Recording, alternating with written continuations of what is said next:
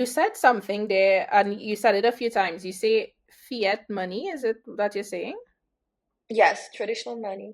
Yeah. So you It's call called it. fiat money. Fiat money. Oh, I never heard that. Yes, it's something of a very, I think, banking thing.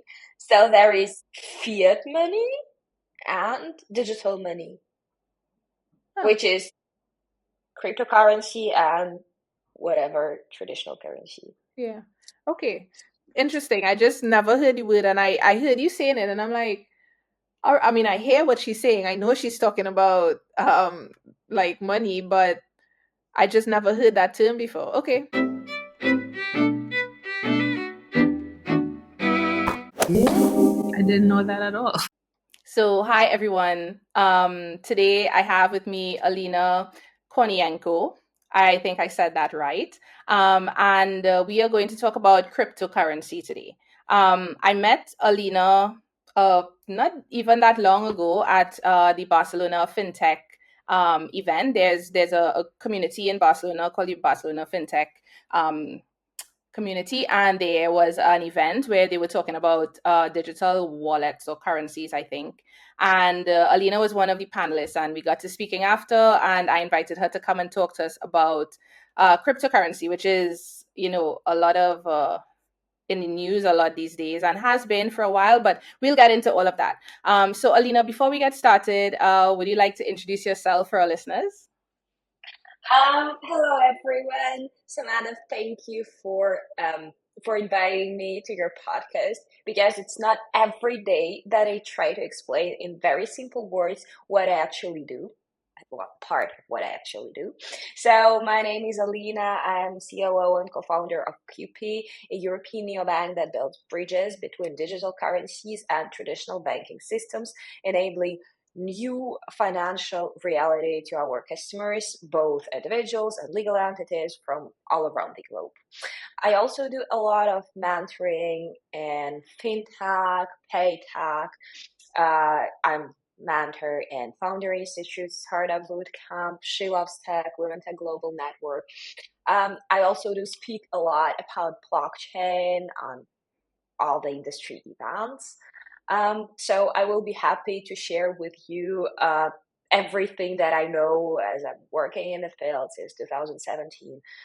And I'll try to explain you as simple as I can actually what are digital currencies and how you can use them in real life and profit from this hyping technology. All right, sounds good. And one thing I forgot to say at the beginning is that you're also a doctor, a PhD doctor. So you are Dr. Alina Koryenko, not just Alina, yes? Uh, but I think something you said in your introduction brings us really nicely into our first question. You said digital currency, and I said cryptocurrency. So is it the same thing? What exactly is cryptocurrency, and is it the same thing as digital currency? Okay, we should be starting from the very beginning because to understand digital currencies or cryptocurrencies, which are quite the same definitions, but still, like these are different narratives, I would say. Digital currencies, it's more from a banking world, and cryptocurrencies, it's more from the IT and blockchain sphere. But well, initially it's the same. But to talk about what is actually a cryptocurrency, we should be starting with what is blockchain, the revolutionary technology behind cryptocurrencies. So blockchain, in very simple words, is a decentralized data registry. So just imagine a notebook where you can write with only one specific ink. In this case, this specific ink is a native token. That is actually the cryptocurrency. Um, for example, Bitcoin, Ethereum, these are the native tokens because all the rest, these are coins. So these are two different Mm, crypto coins. These are I see. the two main entities. So the record can be made in this notebook, so a blockchain. And for making this record, you need to pay. But reading the notebook, is fast and absolutely public and free. So the blockchain technology itself guarantees that all the data that is recorded in it is true. And this truth, 100% true. And this truth is allowed and provided by the cryptography algorithm. All blockchains realize these algorithms by elliptic curves, the digital signature algorithms. And this algorithm provides you with two keys. So the public key, which actually is your wallet address, because when it comes to cryptocurrencies, you need somehow to store them somewhere. And for this, we need wallets. These are like bank accounts. And private keys. The private keys are like from 20 to 24 words, depending on the protocol, which can sign any data into blockchain, but associated to the public address. So, and you can restore your wallet only by entering these 20 to 24 words in the unique order you are provided. So basically, cryptocurrency, it is the method of paying for inscripting any type of data into the blockchain. I see. Okay. So it's not initially a currency, but when it comes to the real world, today, people use cryptocurrency, so both native tokens and coins for financial transactions, so which means for financial relations between individuals, between legal entities, individuals and legal entities, and also in terms of not only transferring funds, but in terms of purchasing something. So cryptocurrency can actually, like real money, add value to any product, service, etc., etc. And Okay. of course, every crypto has its own value, like a real currency. Okay. So the way that we think about money, regular money, if I try to break it down a little bit more. So if I have 10 euro, right? That 10 euro, I can buy something, I can invest it, I can put it somewhere and just leave it alone. When I have the equivalent of that in a cryptocurrency in one of them, is it, am I understanding correctly, where it's currently now just a facilitation, or can I actually do a transaction with it and Of get something course, in return? of course you can. So as I've said, like first being just a part of the blockchain system, of the blockchain algorithm, now cryptocurrencies purely operate as traditional money. So let's imagine you have, well, you say 10 euros. So let's say you have 10 USDT. I would like use in this case the example of stablecoin, because stablecoins, these are the cryptocurrencies that are kind of backed up by real money. So USDT, it's backed up by dollar, and actually it's the dollar equivalent.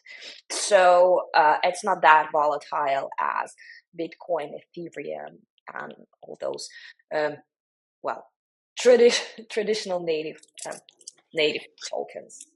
So you have the equivalent on your wallet, and you can transfer this money to anyone.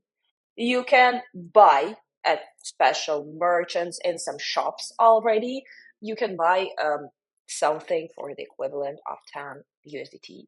You can exchange it to real money, like, well, I say real money, which is a bit snob, but because people like say real money and they still consider this as like fiat traditional money, but you can exchange it to euros, I don't know, US dollars, any traditional currency you want to.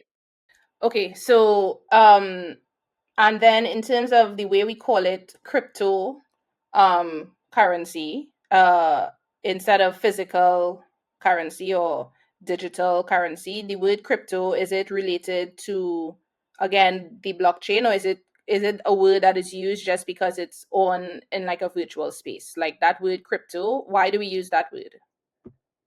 And we use that word because behind the behind every cryptocurrency there is this cryptography algorithm, Right. which is the very basis of blockchain.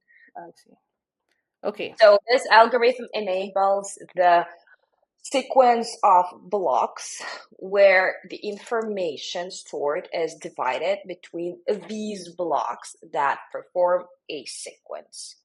So it is all public. The cool thing about blockchain technology is that, as I've said, once something recorded in blockchain, this cannot be eliminated.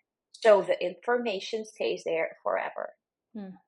And it can be used, for example, I know many cases when blockchain is used in big enterprises to record some, I don't know, legal activity, for example, or to record all the accountancy and massives of information that are now stored on I don't know, as different documents in different formats. They can all be encrypted in blockchain, and well, users that get access to it can see the whole, story. So all the, how to say, all the legal procedures that happen in the company, etc., etc., for example. Okay. Or the record of all the processes, operational ones, for example, logistic ones that are being performed in this corporation, for example. Okay. So if I understand it right, the blockchain is the main, again, is the main platform that is there, and the currency aspect of it, which we call cryptocurrency, was it created to then simply facilitate creating value for things, or to facilitate in, because I would imagine if you had something on the blockchain before, let's say before they created a cryptocurrency, so before Bitcoin, before stablecoin, before Ethereum and all of that, the blockchain existed. um so was cryptocurrency brought into the light to simply facilitate the movement of these digital products, or was it was it always included in the It was always included because, as I've said, you need to pay a fee to record any type of data into the blockchain. Okay. And depending on protocols, because there are different protocols that are used in blockchains, depending on the protocol, these are different cryptocurrencies. So, like Bitcoin uses one protocol, Ethereum uses another protocol, and yeah, it really depends on the type of blockchain behind. But it's still something without what blockchain technology cannot work. Okay. And it's the initial. But if we talk about cryptocurrencies as money, as something that enables financial interactions between entities, we can say individual entities, legal entities, we would say that at some point of the blockchain technology development, people understood that these native tokens can act as an alternative to traditional money because nobody controls them. So there is no government. At the beginning, there was no legislation that was regulating. So it was how to say, a revolutionary alternative to the traditional banking systems where everything was regulated, imposed by taxes, etc., etc. And people at the beginning thought that cryptocurrencies would be great to, a great alternative to volatility, to the rates controlled again by the governments. This would be a way more fair way of economical interaction. Okay. Thank you for that. I think that breaks it down enough, and I hope our listeners followed. Because I do have another episode that I did a while ago where we kind of focused on blockchain and Web3 and how those things kind of work together. And we did touch on some of the cryptocurrencies like Ethereum and stuff, but we weren't focusing on it as much as we want to focus on it today. So I think like between that episode and this one, hopefully your listeners will have a pretty good understanding how it all kinds of works together, because we talked about the security of the blockchain, and the fact that, like you said, because once something is written, it cannot be erased or gotten rid of. Like, you always know where something came from, and I guess who it might belong to and things like that. Who it might belong to, that's a bit difficult. You can track until, so we'll jump a bit to another topic, but which is very, very important, because for our listeners, we need to tell that today we all understand that cryptocurrency is a inevitable part of our economical life, of our financial life. So European governments, US governments, all the governments decided to somehow regulate this sphere. And I personally do believe it's very important, because lots of, especially at the beginning with the existence of darknet, lots of purchases, illegal purchases happen through cryptocurrencies.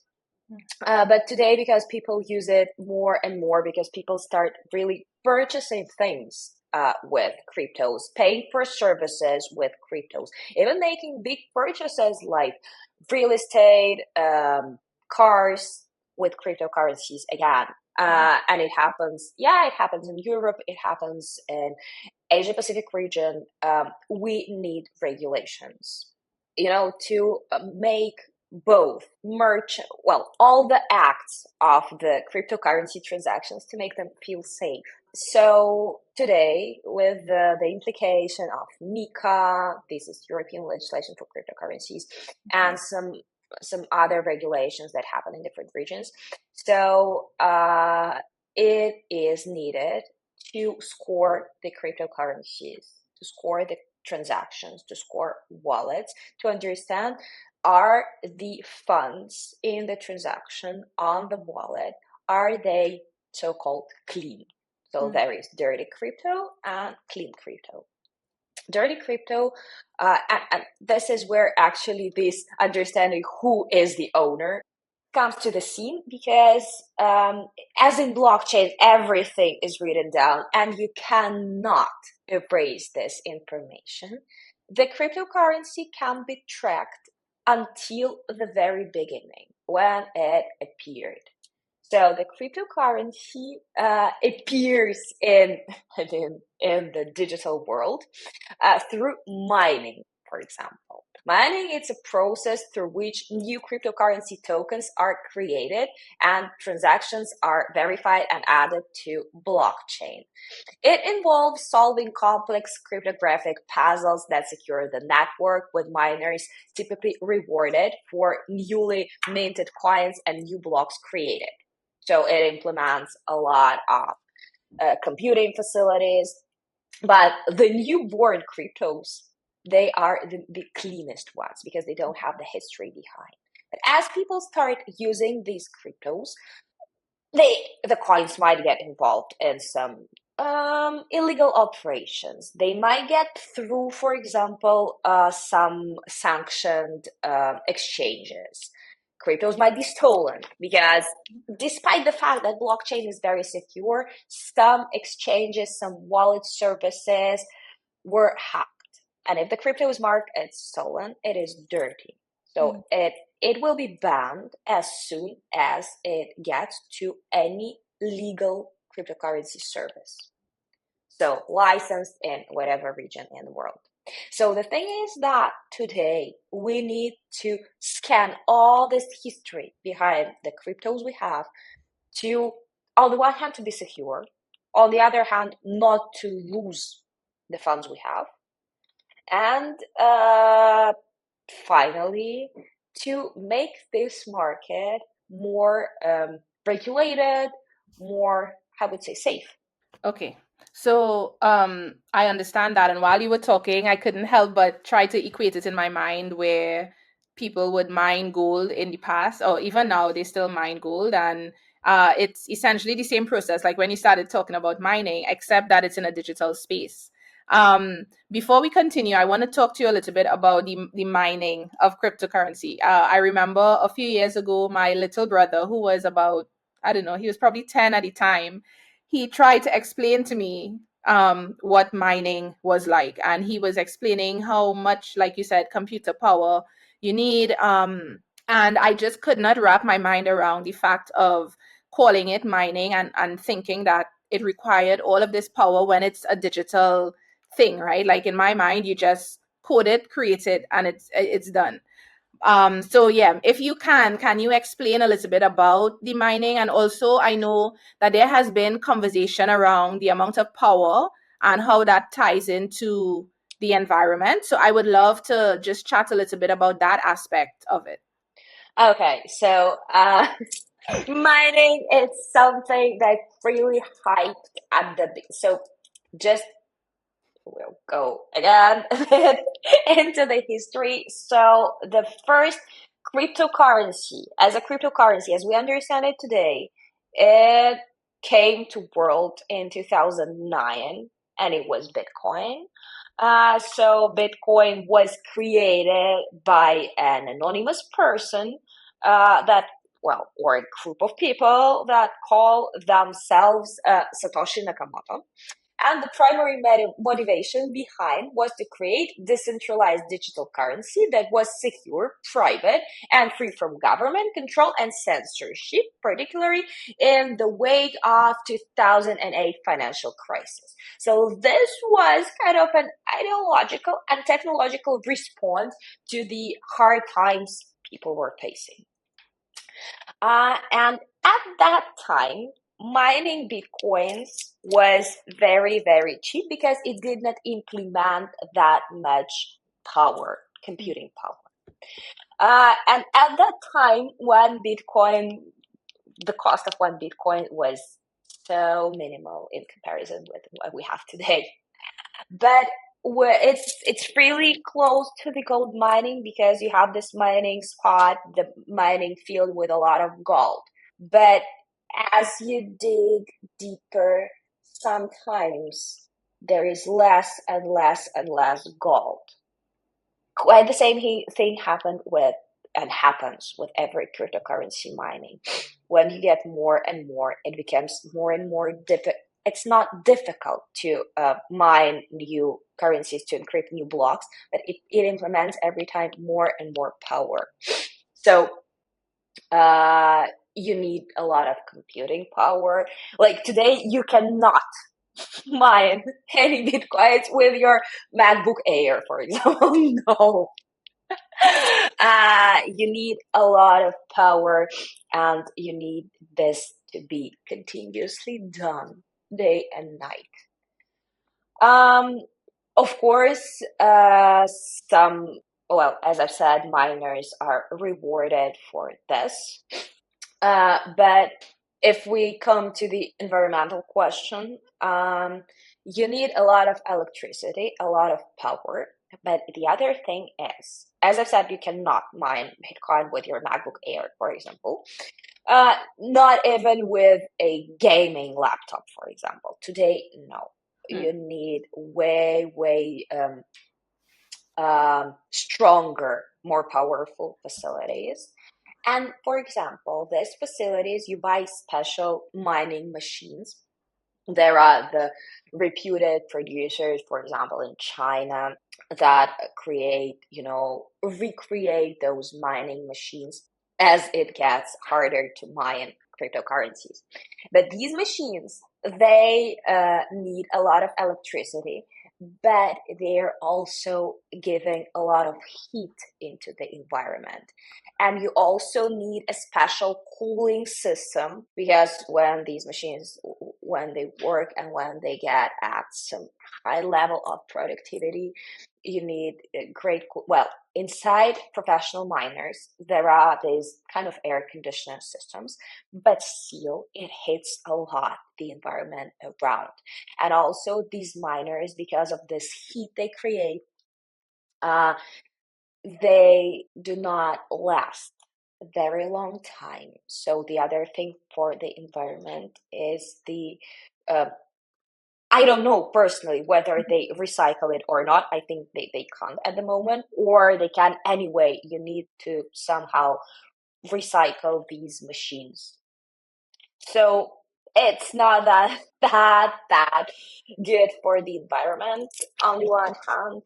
Okay. Well, yeah. Yeah. Yeah. Okay. That is helpful to understand, because I always struggled with wrapping my mind around how it plays into that environmental aspect. And I guess I didn't think about the heat part, I didn't think about the cooling part, and just, because when we think about energy, we usually think about it at the end, right? Like when you plug your devices in. But if one entity is requiring, I don't know, 1,000 times the energy of one person, then yes, it needs to be produced. And in producing energy, it damages the environment. But for some reason, Yes. I've never really sat and thought about it throughout the whole process. So it was good that we got to talk about it today. Okay, so Alina, thanks so much for indulging that segue for us to talk about how we actually get the currency, the cryptocurrencies or the coins or the tokens or whatever.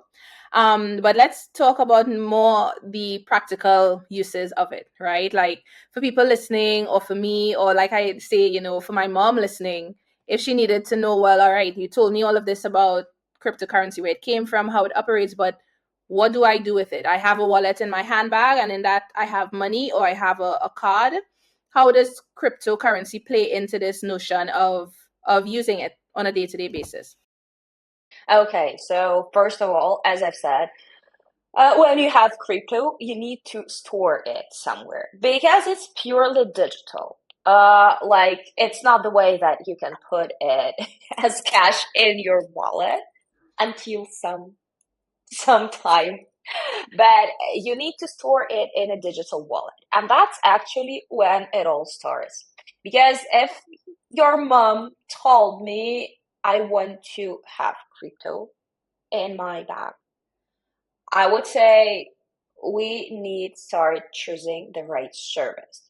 So there are two types of services. There are wallets and there are exchanges. You can have an account on an exchange, of course, the licensed one. This is something important, but the biggest ones that have the good infrastructure between crypto and fiat, or between different cryptos, they're all licensed. So you either have an account on an exchange, or you have a wallet service which can be connected to an exchange, which can have its own infrastructure like we do. But you need to create an account in one of these services. And that's where the real problem comes. It's like a choice between Apple and Android. I love comparing this to, because uh, in general, in the cryptocurrency world, there are two types of wallets. So there is cold wallet and hot wallet. I would say something. There are a lot of talks on the internet and the industry about wallets and what is actually a wallet. But I would say it in very simple words for a ordinary user. So the cold wallet, it's a device connected to your computer, a small device, uh, which stores your crypto on it, and it is called cold because it has no access to internet until you plug it into the device, like laptop, connected to the internet. So it is supposed to be the most secure way of storing your crypto. And it was very popular, for example, the ledger technology, when many exchanges got hacked and people didn't want to store funds on exchanges. they stored it on a device. The problem with the device is the following. As soon as you connect it to the device with the internet, it is no longer that safe. And if you lose it, no way you can restore the funds on it. And there are hot wallets. So hot wallets, these are digital wallets that are in the blockchain on the internet. So the hot wallets are divided into centralized and decentralized. So that is the second choice you need to make. So the decentralized wallets are the ones when only the user has access to the wallet, to the data, and to the funds stored on it. So on a decentralized exchange, in a decentralized wallet, when you create a wallet, as we said in the beginning, you are given a sequence of 20 to 24 words, which is it's sometimes called mnemonic phrase, it's sometimes called private key, but the thing is still the same. It's kind of a password to your funds. Only you know this sequence of these words. When you create a decentralized wallet, you're shown once at the creation, once or twice, but it's at the creation process. You need to somehow record these words somewhere. As all blockchain specialists, I do not recommend you to store these words on your device connected to the internet. It is not secure. Your device can be hacked, and we understand what happens after. Writing it down on a paper is not also the best choice, because if you lose the paper and you don't remember the sequence, no service will help you. Mm. And there are centralized wallets. So centralized wallets are sub-wallets created by the initial service, and all these sub-wallets are controlled by the service. So even in case you lose the device, you lose access, this service will help you to restore all this data.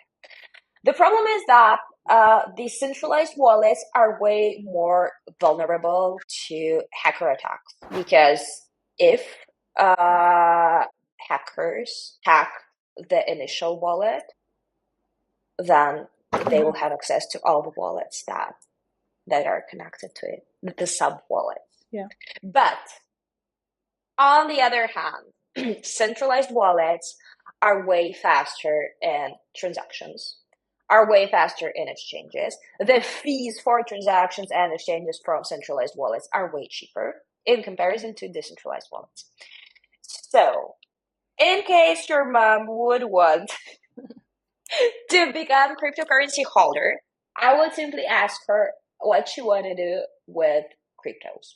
So if she just wanted to purchase it and consider it as a long-term investment, then I would say purchase something reputed, something solid, and this could be Bitcoin. Well, like it's considered like the blockchain gold. Again, we come to the gold, metaphor. And just store it on the decentralized wallet. Just keep it there.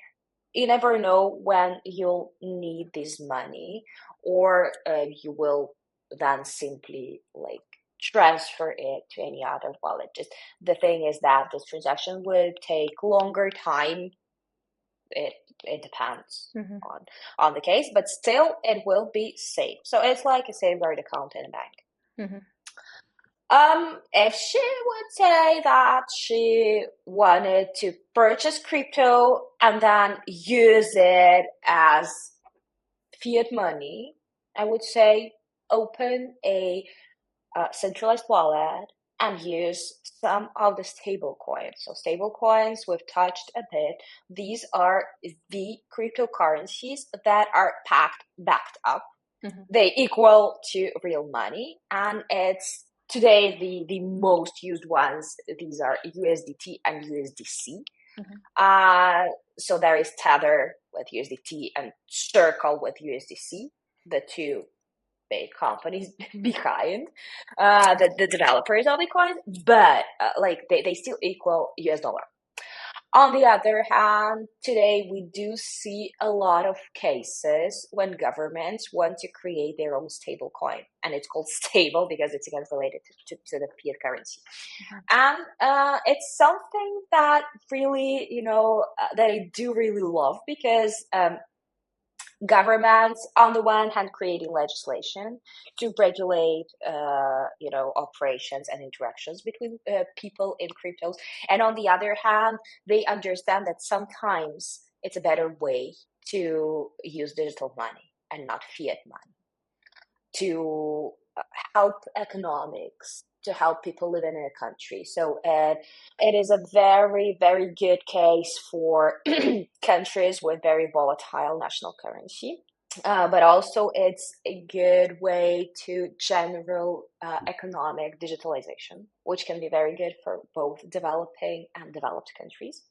But I would say, again, returning to the use case of your mom, I would say buy stable coins and use stable coins just because transactions in stable coins are cheaper.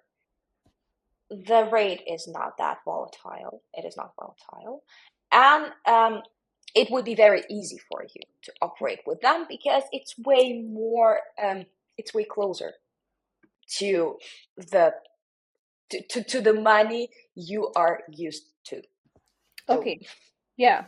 Thank you. I wouldn't even know where to start though. Like, what would be my first step? Like, do I Google how to, like, where do I go to buy crypto? Like, do you just Google it and go there, and then somebody you need to use real world, or I guess like physical money or credit card or something to then buy it to initially have it, right? yes, you would need either your bank account or your bank card. Um, there are some services where you can purchase crypto for cash. I do not recommend that because it's not purely regulated. So you register in either a wallet service or in an exchange. You pass the KYC. So it's like a neobanking KYC. So you write your name, surname, date of birth, where you live. You submit your selfie so that people know you are a real person. Um, you submit your ID card, and then you you have your account. As soon as you have your account with the service, you just follow these steps. It's usually very simple. You follow these steps to purchase. So you either open an account with inside the service, or you link your card or account to the service. It depends really on the use case. But you simply transfer traditional money to the service, and then the exchange is made, and you get credited your cryptos on the wallet. Okay. It sounds straightforward enough. I'll have to try. I actually never ventured into trying cryptocurrency before. So I've graduated a lot to different things. I've done, the neobanks and all of that, but I haven't actually tried to buy or attempted to buy um any of the cryptocurrencies. So maybe I'll give it a try after this conversation. I would I would recommend you to use our service just because it's super straightforward. So when we decided to build it, it was really something for both people that are newborns in the field and for those who are very, very familiar with the crypto world, but who are looking for both secure and convenient service. So you simply get your IBAN account, and at the same time you can create wallets in different currencies, and then you simply go into your either IBAN account or your wallet, and you just choose what like account or wallet you want to make an exchange, and to what account or wallet you want to make an exchange. Then the currencies automatically appear because one account or one wallet, one currency.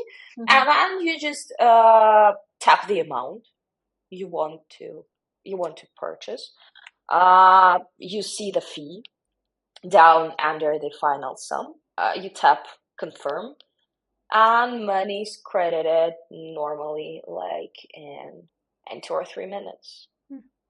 Again, if it is a cold wallet, it might take longer time. The Okay, Bitcoin transactions in general are longer than the stablecoin ones. okay. So when you said us, you were talking about your company, Qp. right? QP. Yes. So Yes. I guess this would be a good chance then to talk a little bit more about you and how you got to this point. So maybe you can tell us a little bit more about QP beyond what you said at the beginning, and then tell us how you got into working in this space. So I started this project with my co-founders back in 2017 when the crypto field was really hyping. The Bitcoin price was going up. Lots of new protocols appeared. People were running around looking for opportunities. People actually discovered that there is a huge opportunity on the market. But there existed services already, but all of them were either insecure or absolutely incomprehensible for ordinary users. So the developers, the IT engineers, blockchain engineers, they understood how to use these services. Simple people did not, and that was the problem. And because we were my co-founders, being financial specialists with a great background, including investments, they discovered that they wanted to create a service for themselves, for people around them, to be able to simply and securely purchase crypto, store crypto, and profit from the market. And so in 2017, we decided to build a decentralized, for the security reasons, because at that time there were so many hacks, together with the market price. We decided to build our own wallet. And it was great. It was very obvious. It was very, native for the user. It had a great journey for the user, both the experience and the new one. And then like a year passed, and we understood that we need to move forward. And moving forward together with the market is creating the right service for bringing together, as I've said, traditional banking and cryptocurrency services. So at that time, we really became a neobank with these fiat part, the opportunity for our customers to open IBAN accounts in different currencies like euros, British pounds, and then again, having this crypto part at the same time. So making quick purchases between cryptos and between fiat and crypto in the same interface. And then we again move forward and added centralized wallets for purchases, for fast transactions, all of this again in one interface. Then we added cards. We're launching our prepaid cards very, very soon. We added the different top-up methods of the IBAN account. So it means that you can buy crypto with your card, any bank card. You just top up your IBAN account with us. And then you buy or sell crypto.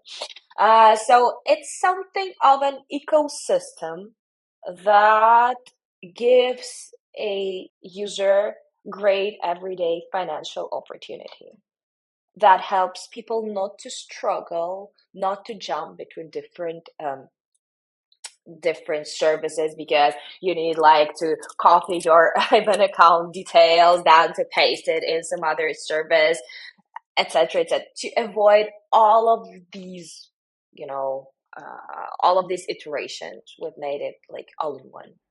Okay. And I really do believe it's the future, because now banks start to partner with cryptocurrency service, start to offer in some way cryptocurrency services, their own ones, the partner ones. So it's a great step forward for both traditional banking and blockchain, because the rivalry that was like some years ago, this initial, thing like an alternative to the government controlled funds, it was a great idea at the moment.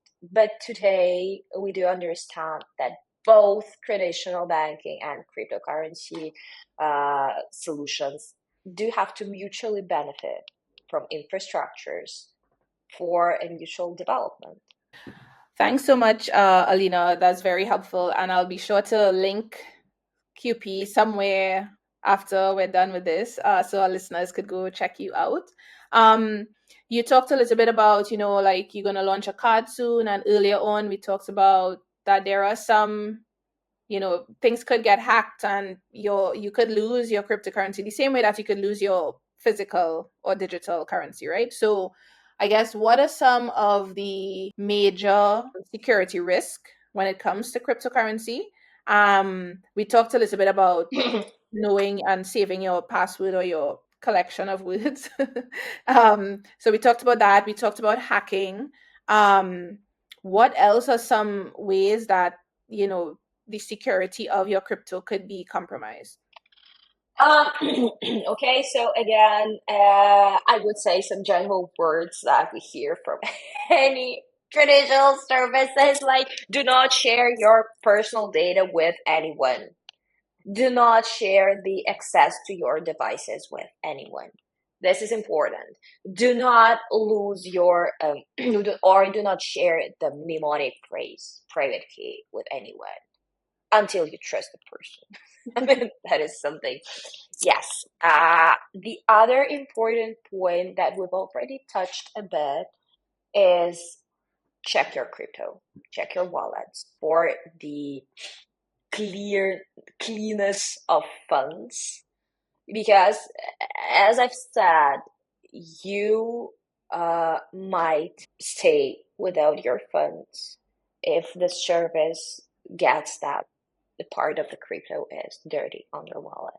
Mm-hmm. And you might have not known that because someone transferred you funds and this someone received funds from someone else. I mean, it's a long, sequence of transactions. Like with real money, do we actually know who touched the cash we have on a wallet? We don't. Nope. So that's the same thing. Mm-hmm.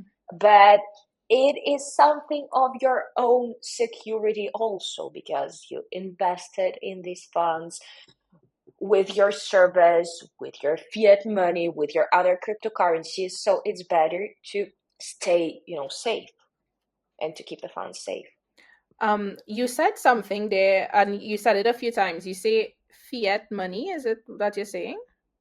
Yes, traditional money. Yeah. So you call it fiat money. Fiat money. Oh, I never heard. Yes.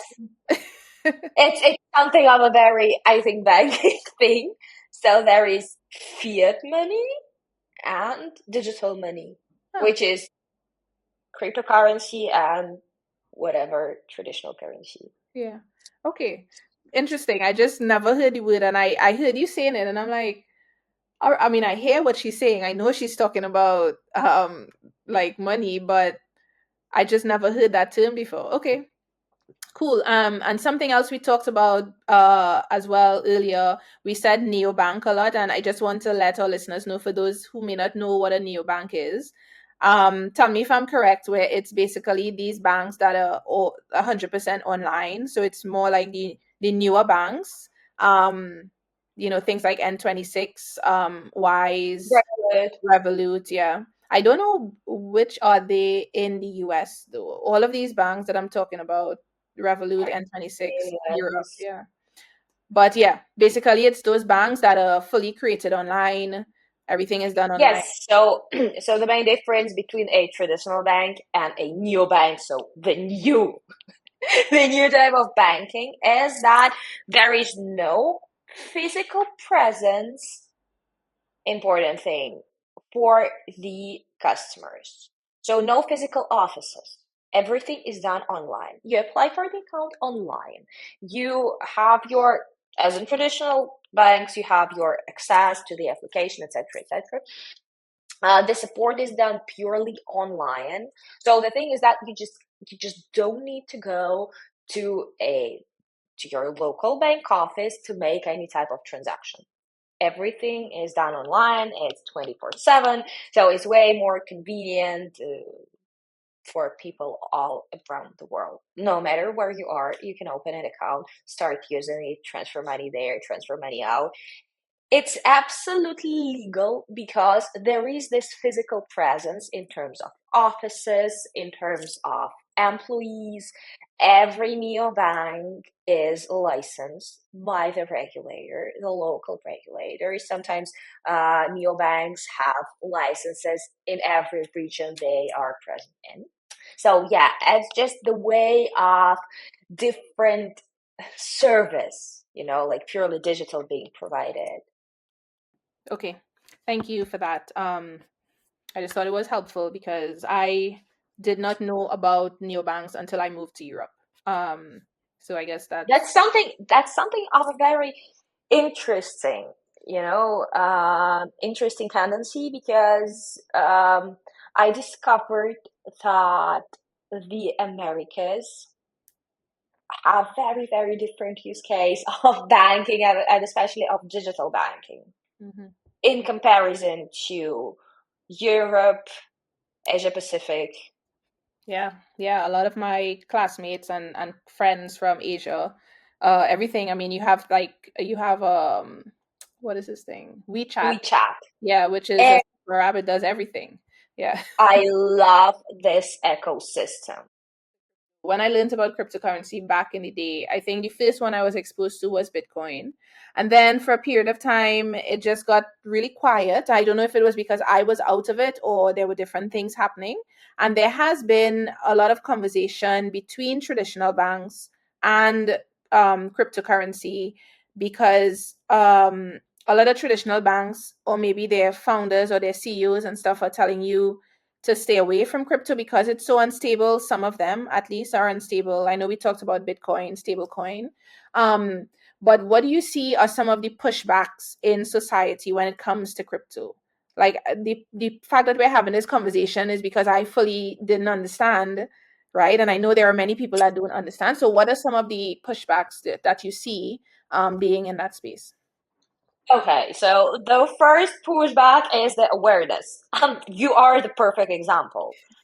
I mean, because people do not know a lot about cryptos, they just hear some rumors here or there that like it's unstable, it's insecure, it's fraudulent. And just people say, no, I would stay with my traditional habits. And it's related to habits. And also, the awareness about cryptos and blockchain is related to the financial education. I personally do believe that it is something every society is lacking. We do not have much of a financial education since the very beginning. We just know the basics. But how do we know the basics? We know basics from our parents, then from our friends, like the word to mouth, hey, I discovered this lovely service, etc., Mhm. etc. But these are the parents that, you know, make this fundamentals in us. They and like these fundamentals, they differ from one region to another. Of course, every nation has its own habits related to finance, but the thing is that the end users, and it is everyone, do not know a lot about what is happening in the financial world. Mhm. What are the tendencies? What's new? What's good? What's bad? And because there are traditions, because there is this basement, you know, formed by our parents, which was formed by their parents, etc., etc. This heritage of knowledge, which becomes actually demodated, especially today when lots of technological and digital innovations, disruptive ones, come to the field. People stay still very reserved in terms of use of different alternative financial methods. And we need a lot of time for new methods to and new instruments to come into a common use, widespread use. So that is something that pushes back. Also, as I've said, because at the beginning, the users, the creators of Bitcoin, they said this would be a strict alternative. It would be not regulated by the government. It would not be regulated by the banks that are regulated by the government. So, banks were, of course, very resilient to Bitcoin and to blockchain, to cryptocurrencies, because they felt it as a bad alternative. They felt it as a threat to their system. But as I've said, today, hopefully, after all these years of debates, of struggles, of rivalry in some way, we've come to the fact that we need each other. Banks need neobanks and cryptos to evolve, to optimize, to offer better service. And cryptos and neobanks still need traditional banks for a complete functionality of our services, because still today, cryptos for use cases, for real use cases, you still need this other part, which is traditional money, to finally use it. Like some years ago, it was just a dream, purchasing your coffee with Bitcoin. Today, it's a reality. There are even banking, like banking cards, but these are crypto cards. Oh, and you can pay directly into any grocery restaurant, and your cryptos will be debited from. Yeah. Well, it's just the fact, it's just a matter of fees, etc., etc. But that's another thing. It is possible. Of course, I would say here that is why we need stable coins, because as I've said, cheaper, faster, like purchasing your coffee with Bitcoin or Ethereum would take time. You will be, standing, creating this whole queue of people after you, because the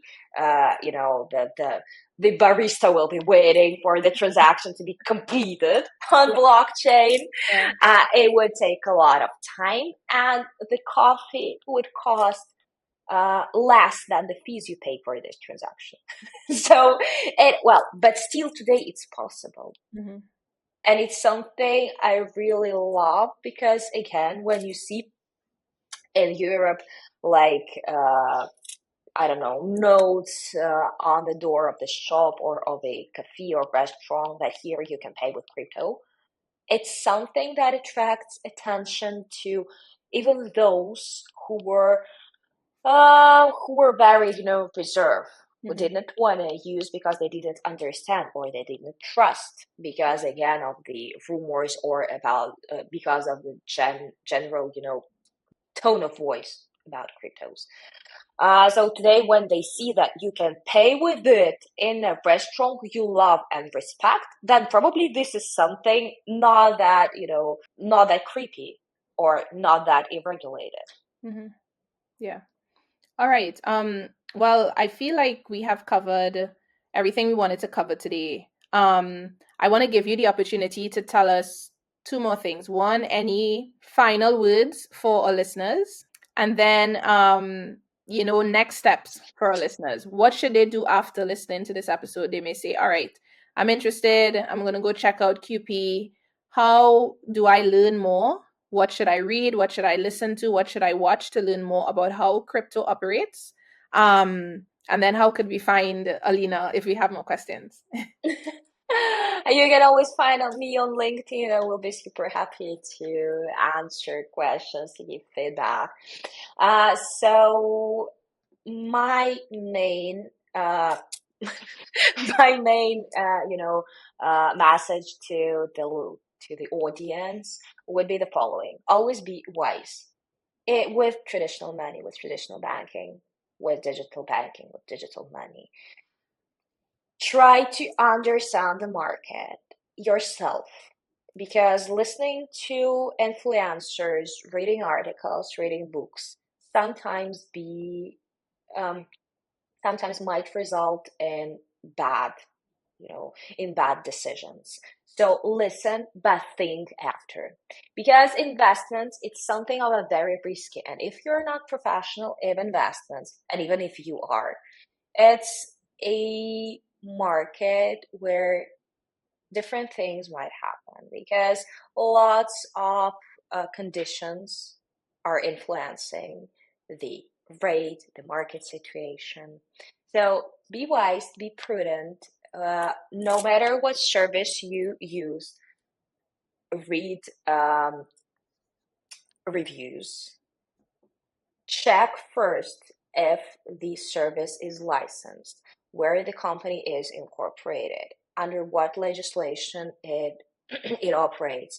Read terms and conditions prior to accepting and registering, because you're submitting your personal data, you're linking your personal accounts, you're investing your money. So be very precise with what service you are using. That is why I say wise and prudent.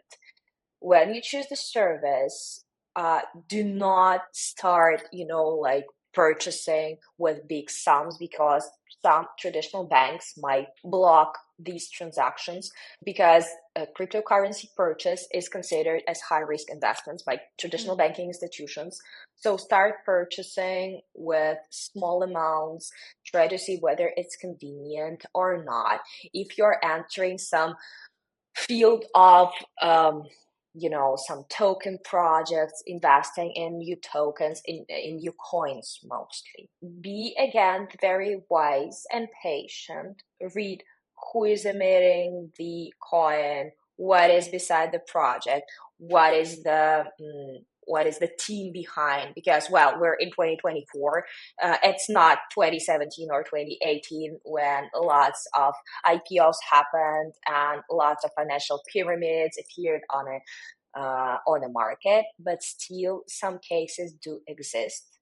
So think once, think twice. If you listen to influencers, there are great guys on YouTube, for example, or on TikTok, but try to listen to different ones about the same project or the same service to be sure that it is something of a trust. Thank you. I will definitely reiterate that with anyone that I meet, and I will do it myself when I go and attempt to buy some currency using Qp. I'll go to Qp because I know you, and give it a try. Honestly, I'm like a little nervous about doing it because I feel like this is coming. It is still so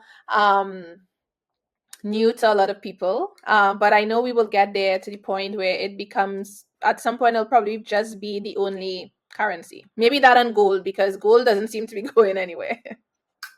It is, there are some projects of projects when a cryptocurrency is linked to gold or is backed up by gold. There are some coins like this. It's always a bit tricky, as I've said, because coins are not the tokens, so they are of less credibility, because if anyone can emit a coin on certain protocol, than what is behind the coin. Yeah. This might be fraudulent, but still, you will feel great when you purchase your first crypto. You will feel great, because, to be honest, when you say someday it will be the only money, as we've started, I've said, it's already our financial reality. We cannot escape it. In some regions more, in some regions less, but still it's something of an important bridge, even between regions, to avoid the forex exchange fees, to avoid long banking transactions that when you transfer from one currency to another, there are some correspondent banks in between, and it takes time. In cryptos, it's just, as I said, several minutes or even seconds. So it's something that really helps us to perform our financial activities, to satisfy our financial needs. So it's something, well, today it's already, as I've said, well regulated, well secured. You can read, understand a lot, listen a lot, always again.